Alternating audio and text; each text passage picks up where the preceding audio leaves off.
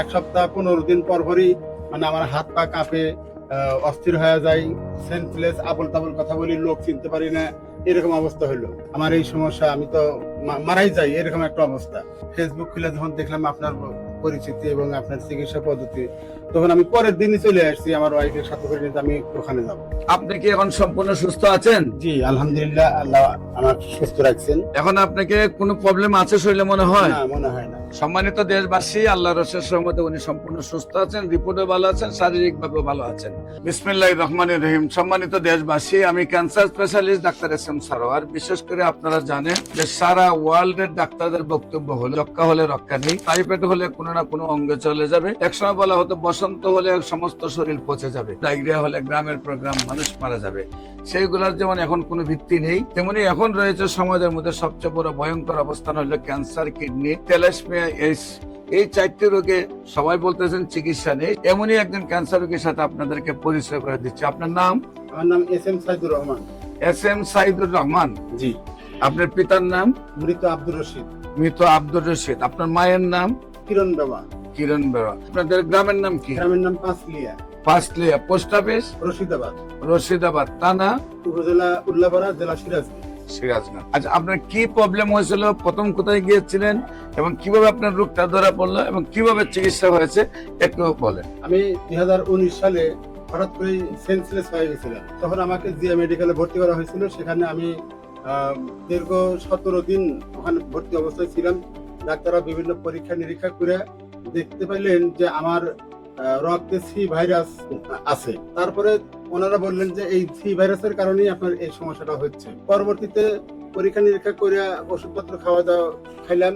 খাওয়ার পরে কোনো অবস্থান ভালো বুঝলাম না। তারপরে ডক্টর সাদিকুল ইসলাম নামে একজন লিভার বিশেষজ্ঞ, উনি বললেন যে আপনার লিভারের সমস্যা হয়েছে। তো তখন আমি লিভারের চিকিৎসা করলাম। উনি 6 মাসের একটা কোর্স দিলেন আমাকে। তো সেটা খায় সি ভাইরাসের একবারে নট রিয়াক্টেড মানে একটা রেজাল্ট আসলো। তখন বেশ মোটামুটি স্বাচ্ছন্দ্য বোধ করলাম। কিন্তু পরবর্তীতে আমি মাঝে মধ্যে 1 সপ্তাহ 15 দিন পর পরই মানে আমার হাত পা কাঁপে, অস্থির হয়ে যায়, সেন্সলেস, আবল তাবল কথা বলি, লোক চিনতে পারি না, এরকম অবস্থা হলো। তখন উনি বিভিন্ন চিকিৎসা দিয়ে কাজ হচ্ছে না। তখন আমি চিন্তা করলাম যে আমি ইন্ডিয়া যাব, আমার এই সমস্যা, আমি তো মারাই যাই, এরকম একটা অবস্থা। তো তখন আমি ইন্ডিয়া গেলাম। ইন্ডিয়াতে বেশ কয়েক মাস চিকিৎসা করলাম। তারপরে ওখান থেকে আসলাম, ওই চিকিৎসা মতে চললাম। চলার পরে প্রথম মাস, দ্বিতীয় মাস, তৃতীয় মাস, 6 মাস পর্যন্ত ওখানে আমি চিকিৎসা করার পরে ডাক্তাররা বললেন যে না, আপনার তো চিকিৎসা এইভাবে তো আমরা করতে পারতেছি না। আপনি যেহেতু বাংলাদেশ থেকে আসেন, আপনি একটা সরকারি চাকরিও করেন, প্রাইমারিতে চাকরি করেন, তা আপনার তো যাওয়া আসা একটু সমস্যাও আছে। তো আপনার তো এখন লিভারেরও অনেক ক্ষতি হয়ে গেছে, কিডনি, লিভার এগুলো আপনার ড্যামেজ হয়ে গেছে। আপনি এখানে আর চিকিৎসা আপনি চলবে না।